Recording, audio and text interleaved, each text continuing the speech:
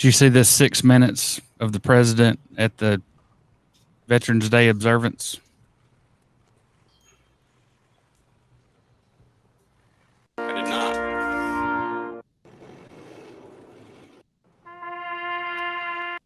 Order. With our allies and friends and making clear to our adversaries, the days of cozying up to dictators is over.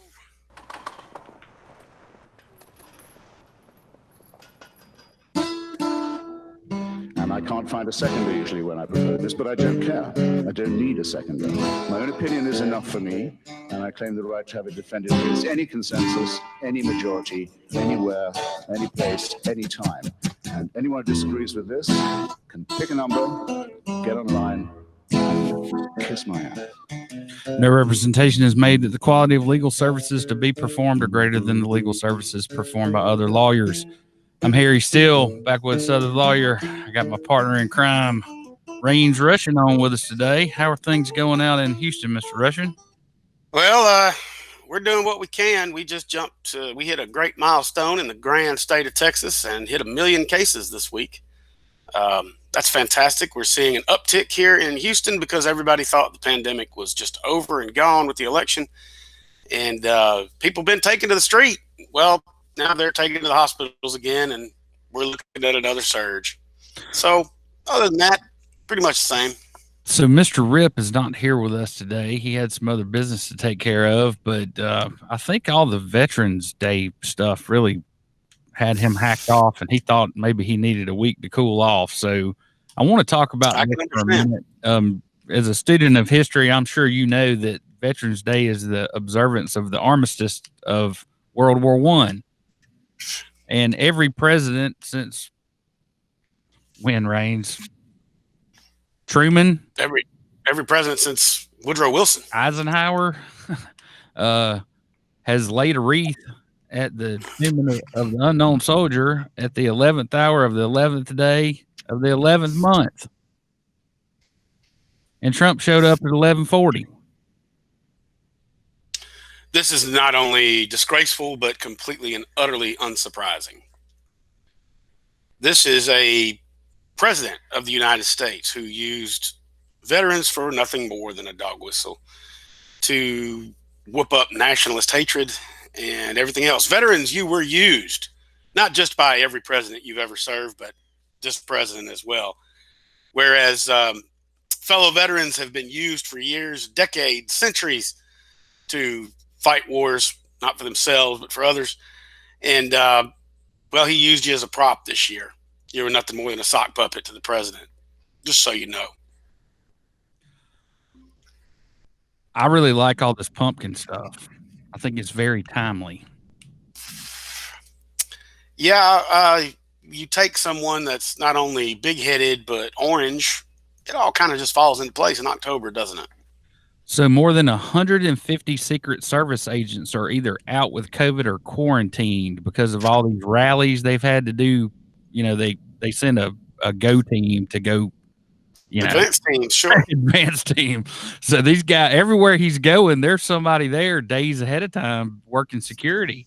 And then, of course, personal security at, just take the Rose Garden event that was a super spreader. And now it turns out that how many White House staffers, the chief of staff, I don't know, there are 5 or 6 different White House staffers right now in the White House who, during what should be a busy transition, are saying that the president has no intention of leaving office. Our posture is we're going to be here for a second term, and we're moving in that general direction. So, Raines, he removed several people, including the Secretary of Defense. Can you run that down for us? Well, Mark Esper was fired by Twitter. Naturally, it's the Hollywood White House, so he took to Twitter to fire Mark Esper. Mark Esper knew he was going to be fired because he came out against the president's use of the military during the clearing of Lafayette Square back a few months ago for a photo op for the president to hold a Bible in front of the Episcopal Church there. Esper knew he was on his way out the door. Who I'm proud of is oh gosh, now I don't have his name in front of me and I feel like an idiot. The chairman of the Department of Homeland Security's the head of the Department of Homeland Security's Cyber Security Division, who basically tweeted out, "This is the most secure election." His office released a statement. "This is the most secure election we've had this century. We made sure that there wouldn't be any interference like there was in 2016. We did everything we possibly could." And the president, being the president, tweeted out his exultations for that we had the most secure election in history, except for all those fraudulent votes. I'm just going to leave that out there. Chris Krebs. Chris Krebs, correct. Yeah. This is a guy who knows his head's on the block. So do you remember the little childhood limerick? There was an old woman who swallowed a fly, and then to get the fly, she swallowed a spider, and to get the spider, she swallowed a. That's what I see here. Nobody wanted Hillary, so we got Trump. No one wants Trump, so we're electing some 77-year-old. Anyway, triumphant statesman who's going to turn this country around. I agree wholeheartedly. Well, we're all entitled to our opinion. So just for the record, our coronavirus information websites are back up, and I wanted to share those with you before we do the numbers. Well, this is really something. I'm sure you've been watching this just like I have.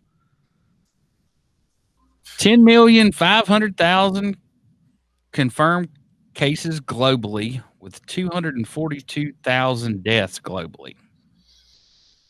242,000 deaths in the United States. Oh, I'm sorry, United States. Yes, I'm on the U.S., aren't I? And this is the reason I'm on the U.S. is I wanted everybody to see this graph over here on the right. That we're headed for another uptick. Well, 153,000 cases reported yesterday. Yep. That is something. It is something, and it's yet another dubious prediction. You're looking at the face of numbers, not of opinion, but that American. I was a little low on those global numbers. 53 million global cases with 1.3 million deaths. Americans won't pay attention. They won't do the right thing. They would rather have freedom than health. And with that being said, I think it's great. Justice Alito talked about, because he's a traditionalist, he's arguing that the COVID restrictions are the largest infringement on liberty that we've seen in modern history. I'd like to make note of something that a lot of people have made note of on our social media pages. I smoke cigarettes. No Supreme Court justice has said ever in the history of the Supreme Court that regulating a substance like tobacco is an infringement on liberty. They've never said anything about regulating a substance like alcohol or drugs being an infringement on liberty. However, anything to stop the spread of COVID now is an infringement on liberty. I live in Texas. The first time I came to Texas, it was a long drive. I got home to my new home in Texas after Hurricane Katrina, and I wanted to go have a beer. So it was about 1:45. I knew it was late, but hell, it's Texas. So I went to a bar. Guess what? They were closing. So why are y'all closing? They said, well, we have alcohol laws here that say you have to close by 2 a.m. I said, oh, well, that kind of sucks. I said, can I get one for last call? They said, sure. I lit a cigarette and said, wait, you can't smoke in here. I said, what do you mean you can't smoke in here? I said, well, you can't smoke inside of bars in the state of Texas. I said, I thought this was Texas. Liberty, free speech, all that stuff. And you're telling me that I can't get a beer after 2 a.m. and I can't smoke a cigarette inside a bar? That's an infringement on my liberty. And I got shouted out of the place by boot-wearing, hat-wearing Texans. Liberty my ass. Liberty my ass. You people are just hoodwinked by yet another scam. We have a virus that is killing people in this country, left and right. You'd be hard pressed not to know someone in your community who hasn't been affected mortally by this virus. Yet you want to argue liberty when the government says you should do this to prevent it.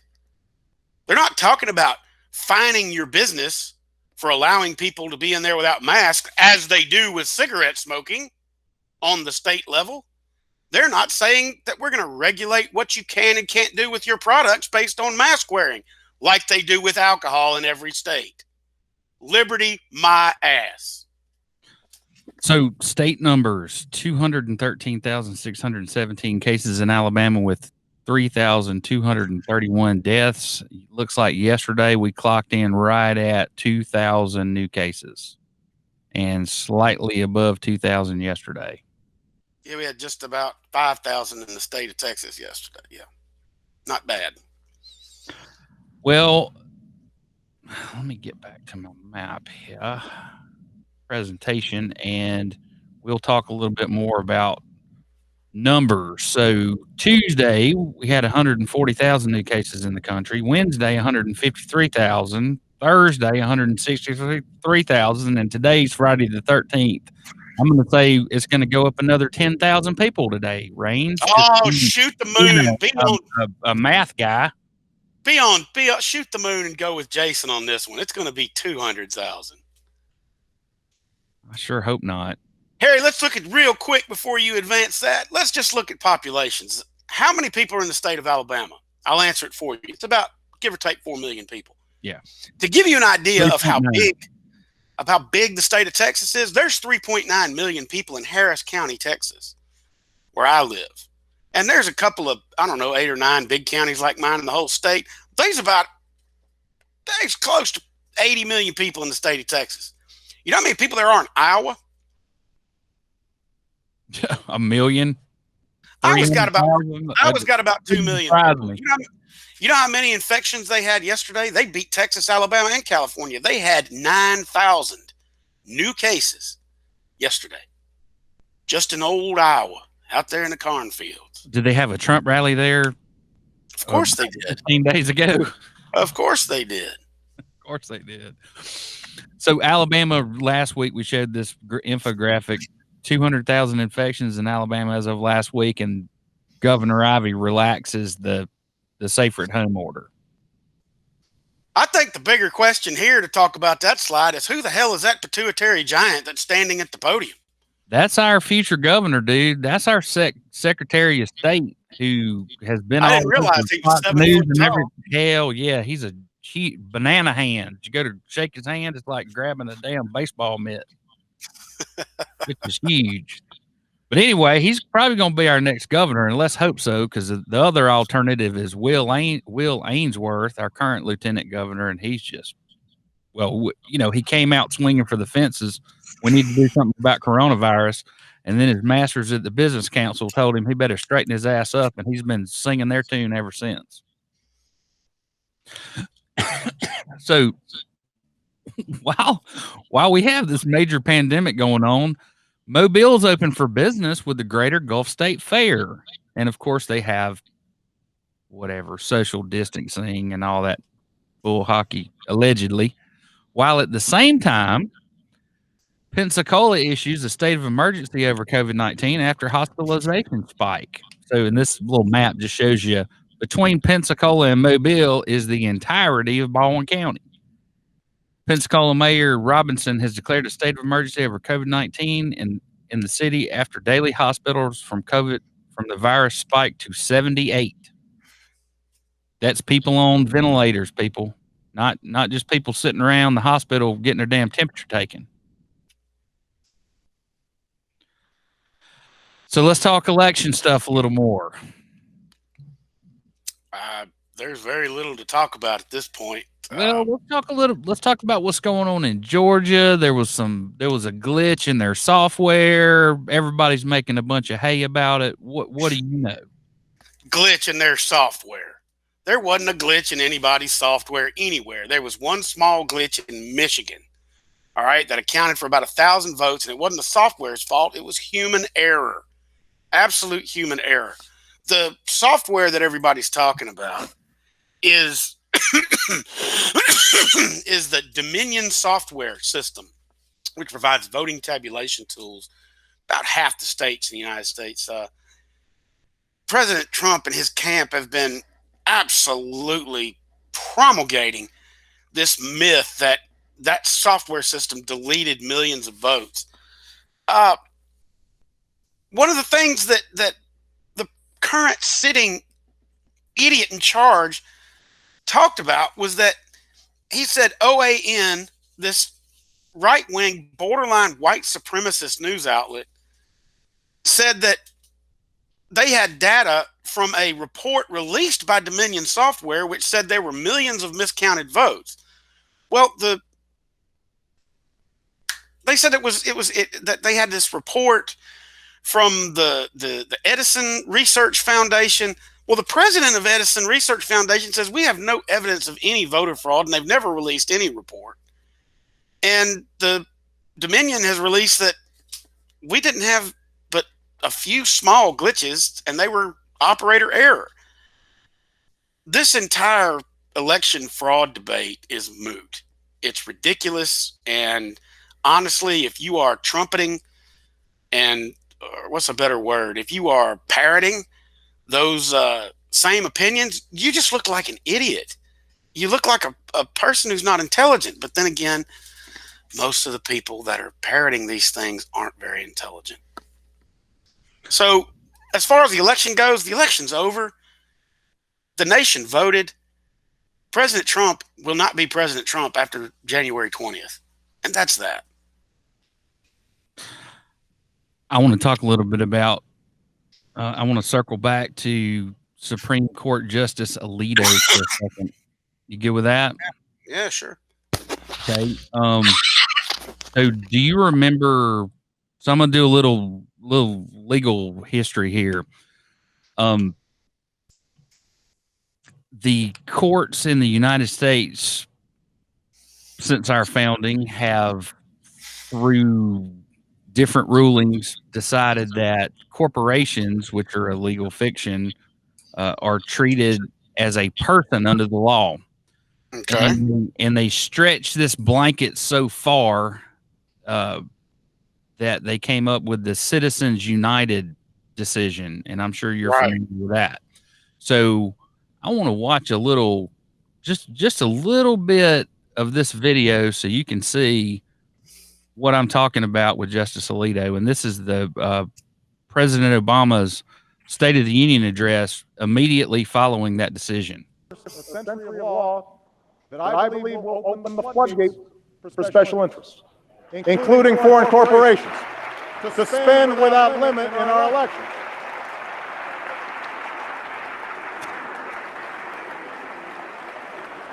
See him sitting there shaking his little smart head.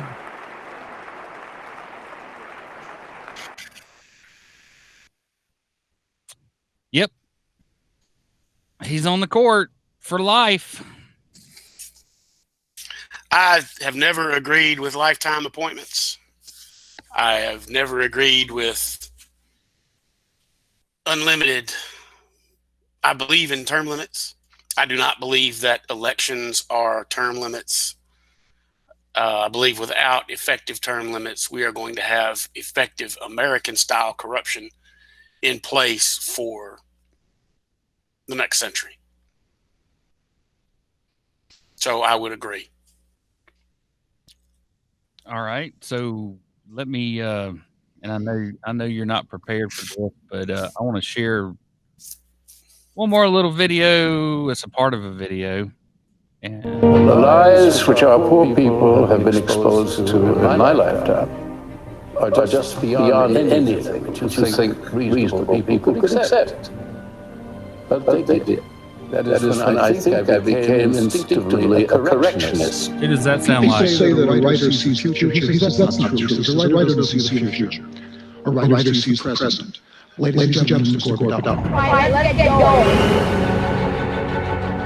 Whenever I want to know what the United States is up to, I look into my own black heart. All along, I think the most useful and creative people in the United States from the very beginning was the men who said no. And many men have begun to say no again when the chorus gets loud enough, the people march. I've been a disciple of Gore Vidal since I discovered him when I was a kid, and always thought that the things he said were poignant and historic, and I agree with everything he says. He's hard to argue with. I hate, as much as I was a Buckley fan for the majority of my life, I have to tip my hat to what I've observed in my lifetime. So let's talk about Orange Man Bad again. He announced a few weeks ago that TikTok would be removed from usage in the United States. I guess through did he issue an actual presidential executive order on that? Like most of his executive orders, they are moot and absolutely nothing else but propaganda. He issued an executive order that said that that TikTok must be sold.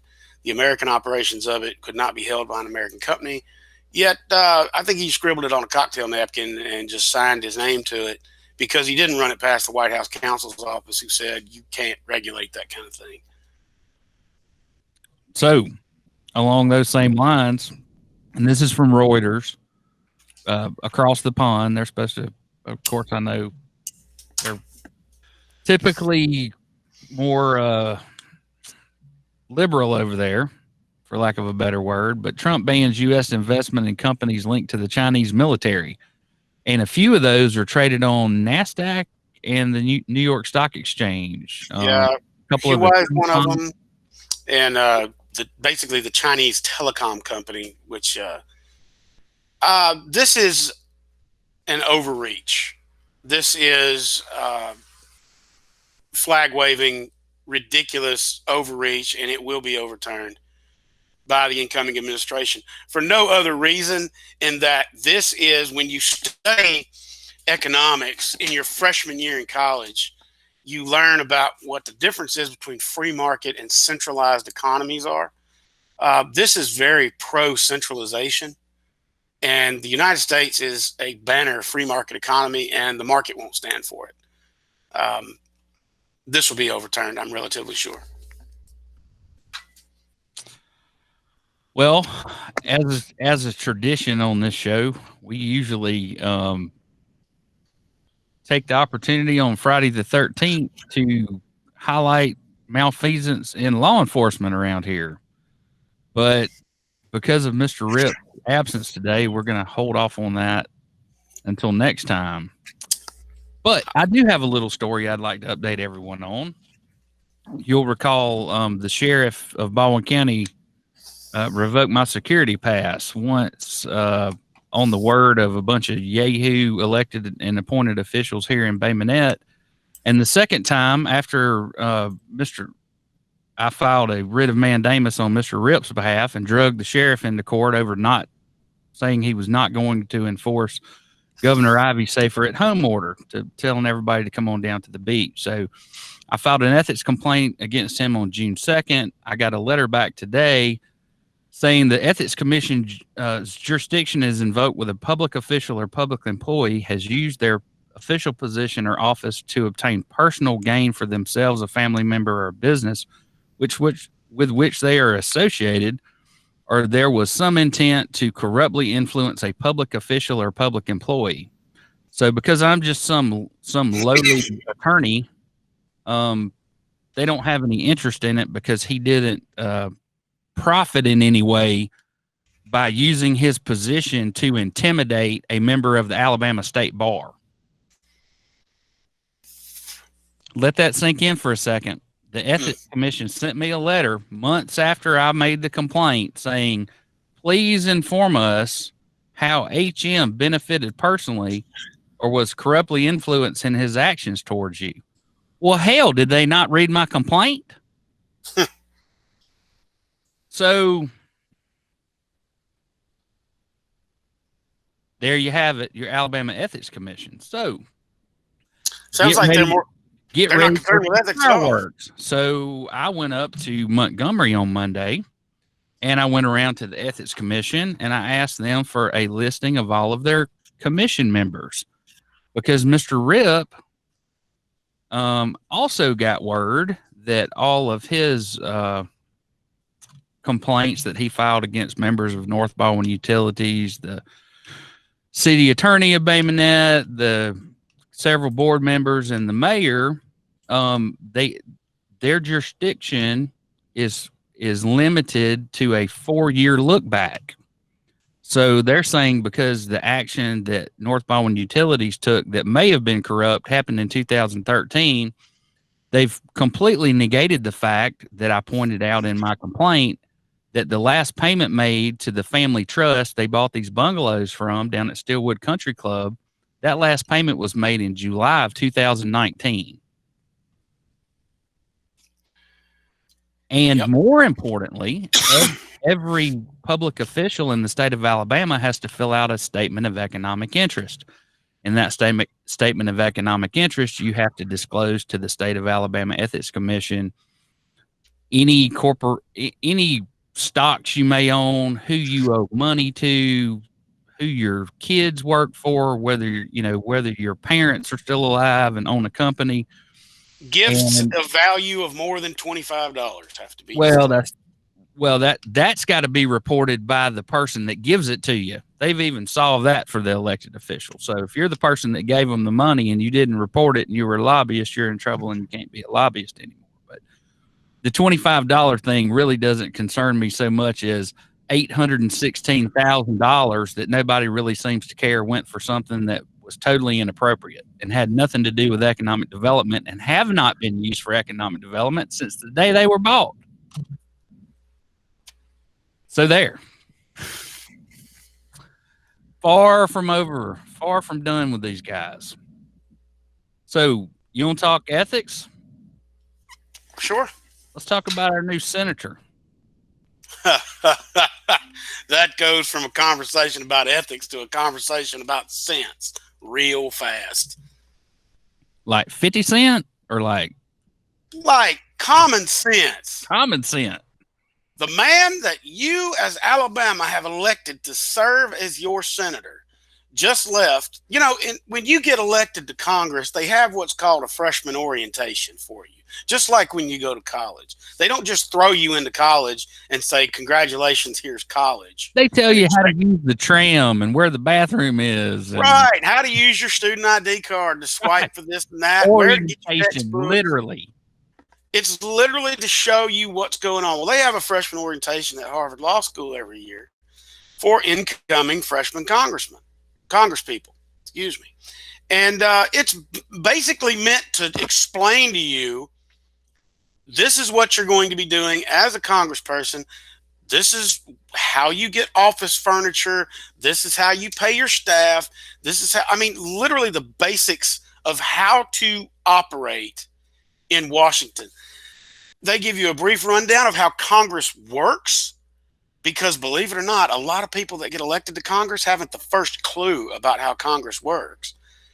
And this person, Coach Tuberville, who y'all have elected as your senator, walked out of the freshman orientation and could not name the 3 branches of government.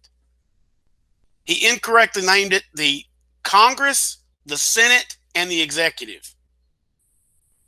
This is a man you have elected to represent you in Washington, a football coach who doesn't have the first idea of how civics works, and also a congressman, a senator, one of 2 in your state that you've elected that believes that World War II was fought in Europe to stop socialism from spreading.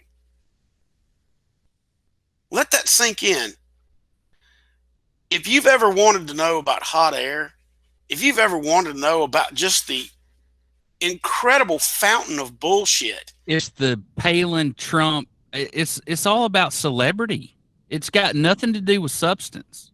And we're watching it play out. What happens when you elect someone who has no idea how the government even functions, and you're going to put them in charge of it? You've elected this person. You cast your votes for him. The people of Alabama have elected a man who not only, like I said before, has just pulled and weighed puppet strings on the veterans of Alabama, who has said that he's going to donate his entire salary to veterans of Alabama, hasn't donated a thing and won't donate a thing, has not given to veterans charities, and has just puppeted veterans. This is the man that says World War II veterans, like his father, rolled through Western Europe to fight socialism. This is a man who thinks that National Socialism was actually socialist. I'm not going to stand here and be your history professor, but if you've graduated high school, you should know that the National Socialist Party of Germany were not socialists; they were fascists. Right. All right. So along those same lines, thank God for Senator Richard Shelby, because he announced today that he's secured more than $25 billion in military spending for the state of Alabama in fiscal year 2021. So that's fantastic. Senator Tommy Tuberville doesn't know at Bernie and him, because he is older than anybody else in Congress, isn't he? Yes, he is. Senator Tuberville doesn't know how many military bases there are in the state of Alabama. Do you? I honestly don't. There are 5 U.S. military installations in the state of Alabama. I know because I was born at one of them, Maxwell Air Force Base in Montgomery, Alabama. Coach Tuberville believes that there's 4. So I don't know which one he's not going to count, but there you go. Was it over when the Germans bombed Pearl Harbor? Forget it, he's rolling. That was the universal response from the state of Alabama to your current Senator and Miss John Blutarsky, from the classic piece of film Animal House. I resemble that movie. I can't really talk much about senators sucking, though, because the senator from the great state of Texas, Senator John Cornyn, who is dubiously reelected in a landslide to represent this state, was one of the first people to say that, well, they found a bunch of presidential votes in Puerto Rico that didn't get counted, so that contributes to the fraud. Our senator doesn't know that U.S. territories like Puerto Rico don't vote for the president of the United States.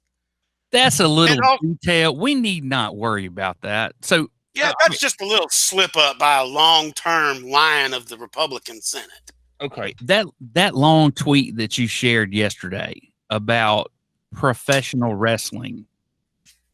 Yeah, I've heard that before several times. That wouldn't. I mean, it's the first time I'd ever seen anybody string 14 tweets together to tell a story.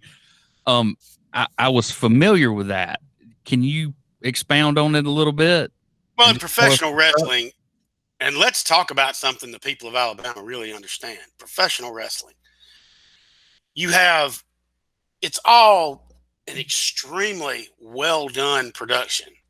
It has been since the beginning of professional wrestling. It's been a theatrical thing done by phenomenal athletes who commit incredible acrobatic feats in the ring every time they compete. And it's all very well scripted, and it's all based on a narrative that somebody comes up with. Vince McMahon, who everybody here knows in Alabama, who by right should be the president according to most Alabamians, I would figure. This guy, he basically revolutionized the professional wrestling story. You have a grift, they call it, and you create a story, and the grift is the rivalry between 2 wrestlers, and the story is how they interact, and that moves into it's all showmanship at that point. Absolutely, it's all peacocking. It's absolute showmanship. All of it is. It's all scripted. Nobody ever accidentally wins something. There's never any surprise upsets. It's all scripted, and it's all made to entertain. And what this person talked about in this long series of tweets yesterday was that that's what the White House has been doing for 4 years, is following the WWE method of creating narrative. And I thought it was a brilliant comparison. I thought so too. All right, so let's switch gears and talk about the Lanyap article. Ooh, all right. I got to be careful on this one. Paul usually does these that are related to the court system. And I'll try to I'll try to paraphrase as much as I can, but some of it I'm gonna have to read. This is a story by Gabe Tynes in the Lanyap this week called "Big Money." 2012 lawsuit uncovers court IT contract held by the state. So they've been poking at this for a while, and here's the crux: the Mobile-based IT company was awarded a lucrative 15-year contract with the Alabama Administrative Office of Courts in 2010 and has earned tens of millions of dollars from the arrangement, according to an initial analysis of the documents and related public information. In response to public records requests sent last month, the Administrative Office of Courts declined to produce its contract with Online Services Incorporated. Online Information Services Incorporated, or OLIS, citing an exemption for critical infrastructure. So basically what they're saying is if we turned over the contract, it would be like giving plans to the new World Trade Center to Al-Qaeda. Critical infrastructure. So luckily, some attorney up in North Alabama, I reckon, heard that they were looking into it and said, hey, we discovered this thing in 2012 and sent them a copy.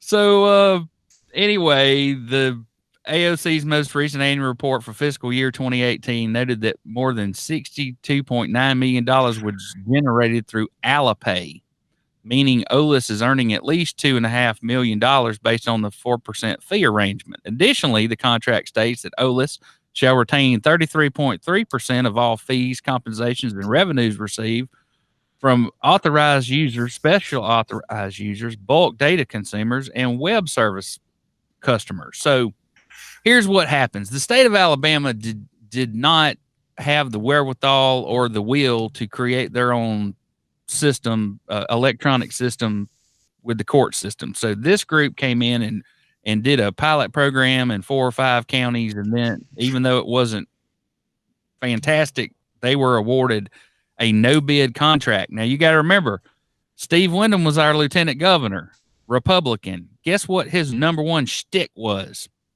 No more no bid contracts, until he became the most powerful lobbyist in the state of Alabama, whose wife is on where? She's the presiding judge of we've heard about her before in the McSherry case, the Criminal Court of Appeals for the state of Alabama. Criminal court. Yeah.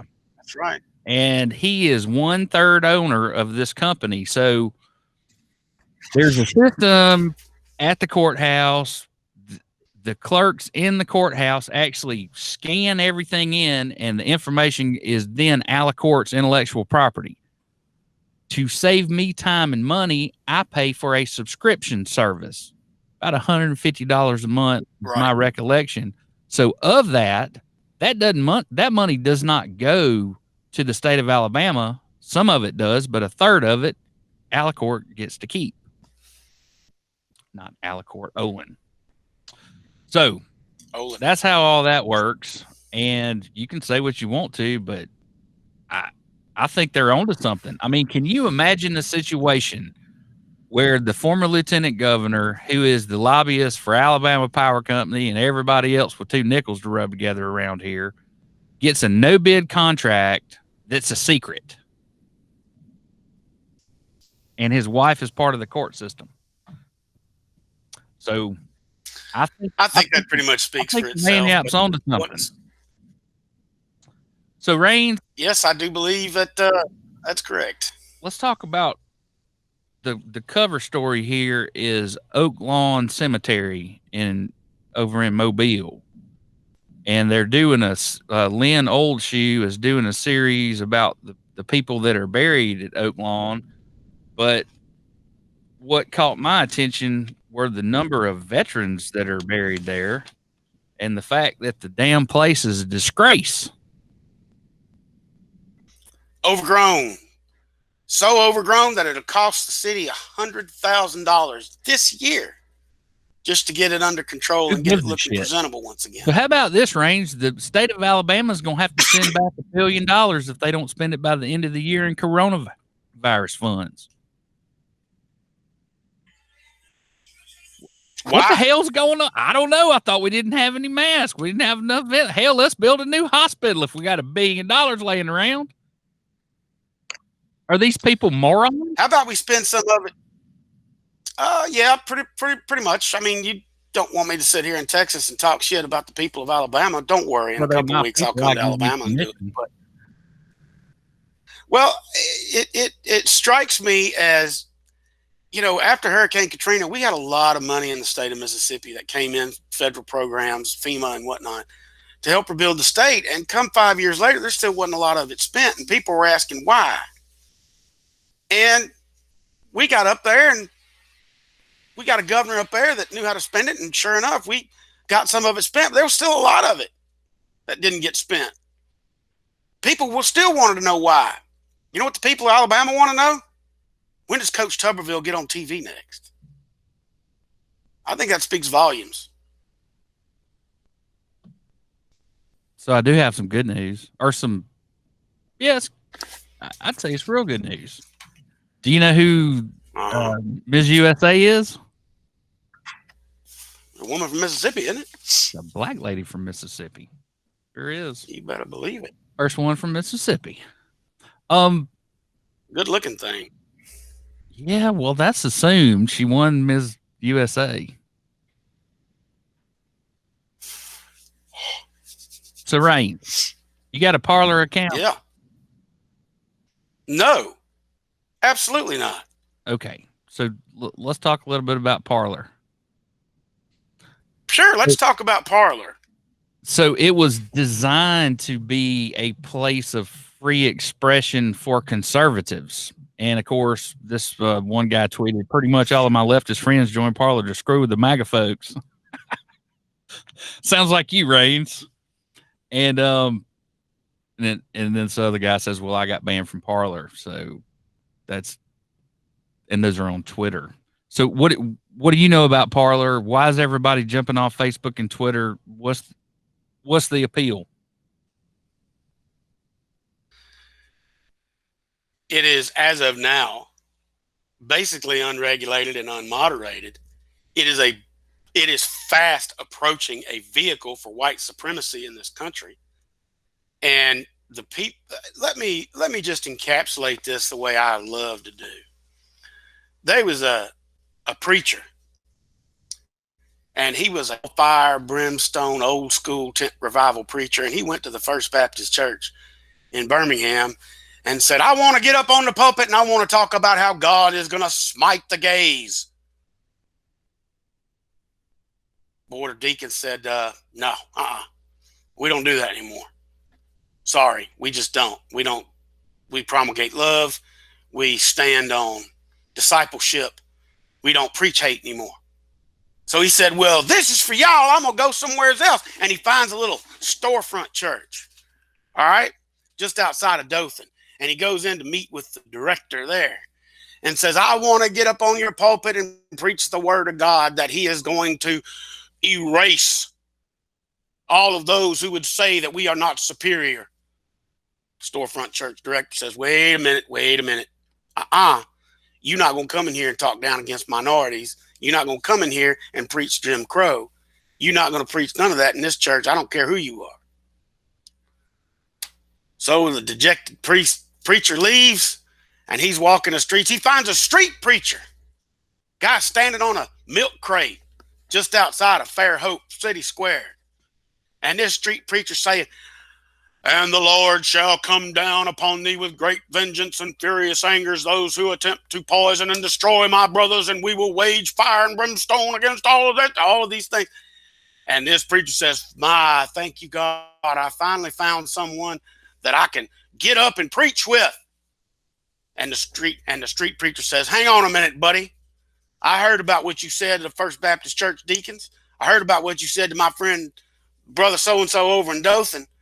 I don't believe I want to be associated with you. He says, well, fine, this is for you too. And that preacher just falling out, he walks over to a little bar, and it's run by a feller named McSherry, an Irishman. He says, well, I don't talk much for papists. But he walks in and he sits down. They said, what can we get you? He said, well, you know what? I just need a drink. Give me a whiskey. And the owner of the bar sidles up to him and says, well, what are you doing here? He says, well, I went to a church where I wanted to preach my brand of hate that's going to come from God himself. The guy said, well, how'd that work out? He said, well, they kicked me out. Went to a storefront church. They kicked me out. Even the street preacher wouldn't have me. All I want to do is talk about how God's going to cure the gay problem and how whites need to live in white supremacy over their brothers so we can control it. And the owner of the bar says, stop, buddy. I believe you found yourself a home. That's what Parler is. So when you can't stand on the internet, it's like Tinder for conservatives. It's if you get tossed out of every single social media platform that you've ever used because A, you believe that everything you share is the truth and everything else is bullshit, and B, you believe that your hate speak is the actual truth. At some point, you're going to find somebody that agrees with you, and y'all are going to all get together. That's what Parler is. So all of you folks talking about, oh, Parler, we're all moving to Parler because they don't infringe on our liberties and they believe in the First Amendment and they're against censorship. Bullshit. You just want to be in an echo chamber with other white supremacists and other hateful people who are of the same intellect as you are, which is low. Congratulations, Parler. You're now the dumpster of the United States. Okay, so think of I think of Blade Runner. I think of all these sci-fi movies, Demolition Man, all set in 2020. And what of all this future tech do we really have at our disposal? The AI. And so I'm a conservative white guy down here in Alabama, and every time I look at my Twitter, because of the way the algorithm works, it only shows me things that I'm going to like or share because that's what it's designed to do.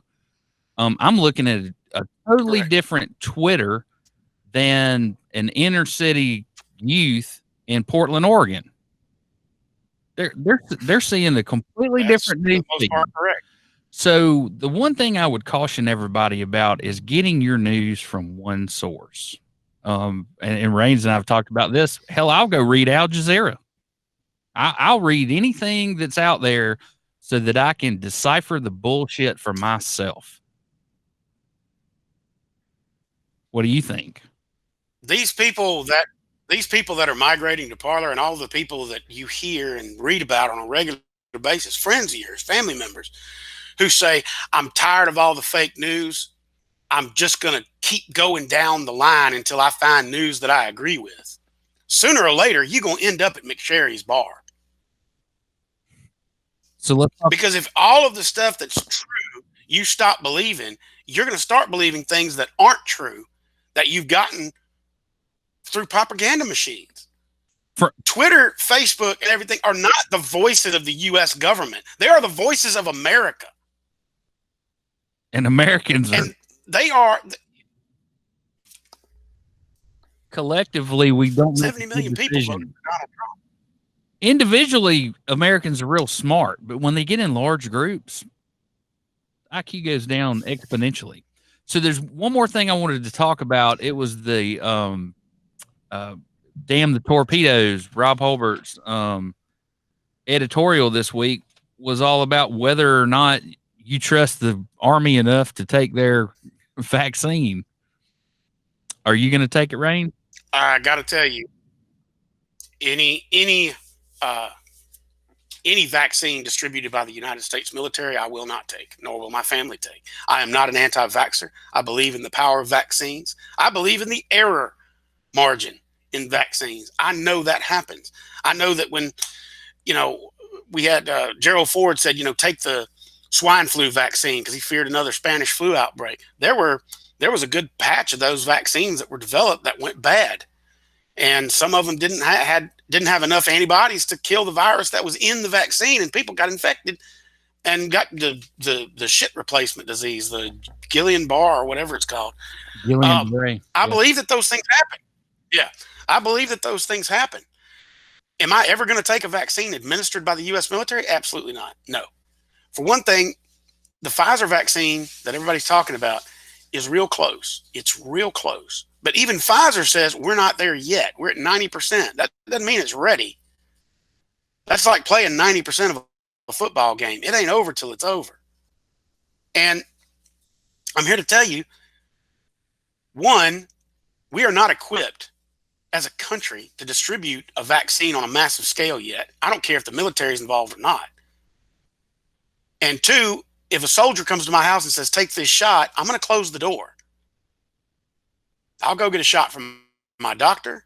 I'll go get a shot from a hospital. I'll go get a shot from a regional care facility, not from the hands of a soldier. I teach my son, you run towards the police, you run away from soldiers.